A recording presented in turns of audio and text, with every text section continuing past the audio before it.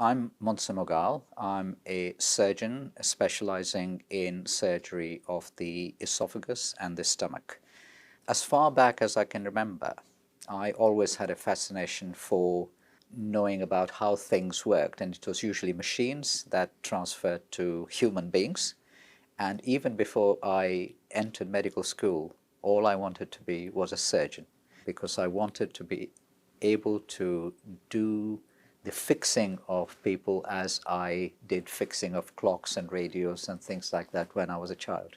Because a lot of my patients have had a diagnosis made of cancer before they come to see me, typically they will have a very high anxiety level. They will often attend with relatives to support them. They will nowadays often have done a lot of research to find out what sort of treatments are out there. So we are dealing with very well-informed patients. You just have to take the consultation at the patient's pace. There's a lot of information that you have to give them. You have to explain the information in very straightforward, simple terms. You have to allow patients to ask you questions. And my bottom line with that interaction is that if the patient goes away from that consultation thinking that they have asked every question that they wanted to ask me, I've done my job.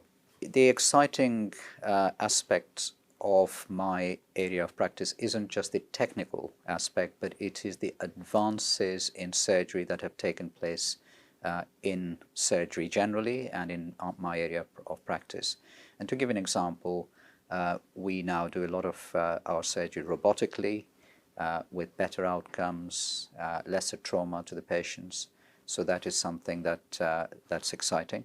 We are moving into a time when each patient's cancer will be interrogated to the degree that we have the particular mix of drugs plus surgery that will give them the best outcome rather than just a standard regimen. I think this will be a game changer.